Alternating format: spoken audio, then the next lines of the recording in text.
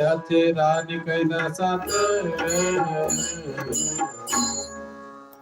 दया दुधाचे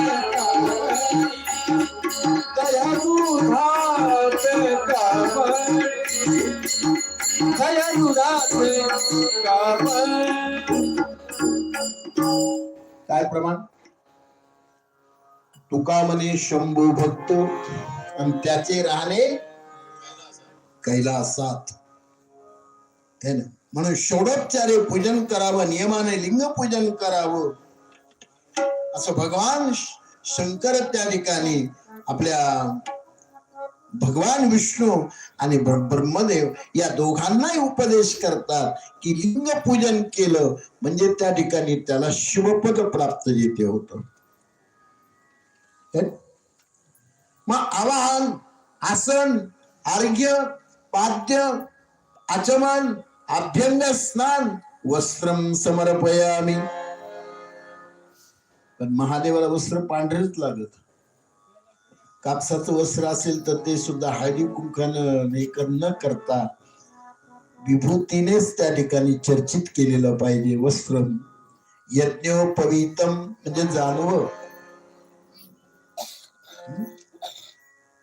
धूपम दीपम अक्षतान नैवेद्यम तांबूलम निरांजनम नमस्कारम आणि विसर्जनम. म्हणून गुळाचा महादेव करावा. गुळाचा मुली माहितीसाठी असावी.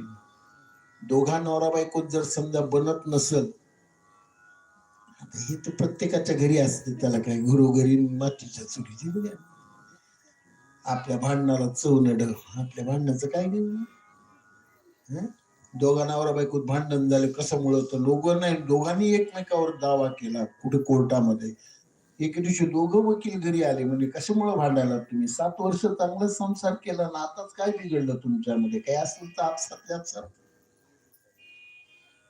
भेटून टाकू. ती बाई म्हणली काही नाही, क्षुल्लक कारण आहे. म्हणजे कोणतं? लेकराचं नाव काय ठेवायचे त्याच्यामुळे भांडण झाले. कारण तर पाहिजे ना, मोठं कारण. कारण काय? कारण काय की लेकराचं नाव काय ठेवायचं त्याच्यामुळे भांडण. ते दोघं वकील काय म्हणले, तुम्ही दोघं बाजूला व्हा, आम्ही कायद्याप्रमाणे त्या लेकराचं नाव ठेवू. लेकरू कुठे? म्हणजे डिलिव्हरी व्हायची. कशात काय? फाटक्यात पाय आपल्या बोलणार. सद्दाम पुण्यक्षेत्रे कृतं पापम पुण्यक्षेत्रे विनश्यति. म्हणून आपलं पाप दूर करण्याकरता आणि आपल्या मनातला संकल्प पूर्ण करण्याकरता आणि पती पत्नीमध्ये जर बेबनावपणा असेल तर उमाम अंबिकां सतीम.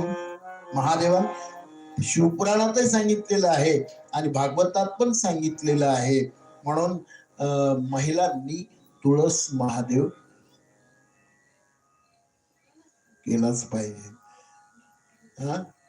दुपारचे 12 का वाजून 4-5 वेळेला चहा घ्या तुमच्याच घरचा. पण तुळस महादेव केलाच पाहिजे, कारण नित्य कर्म आहे ते स्त्रियांचं.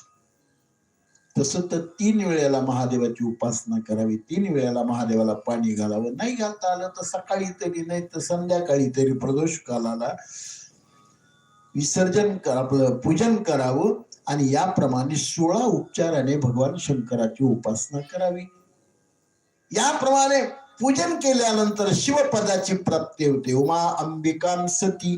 पार्वतीचं पूजन केलं आणि महादेवाचं पूजन केलं तर दोघांमध्ये जो काही बेबनावपणा तो असलेला निघून जातो. हे माझं म्हणणं नाही, पुराणाचं म्हणणं आहे. शिवपदाची प्राप्ती साधकाला होते. नवे त्या योगाने इंद्रियाला आणि मनाला समाधान मिळतं. महादेवाची उपासना केली म्हणजे असं एकनाथ महाराजाचं प्रमाण आहे. सकाळ इंद्रिया झाली पै विश्रांती. सकळ इंद्रिया झाली पै विश्रांती. सकळ इंद्रिया झाली पै विश्रांती. सकळ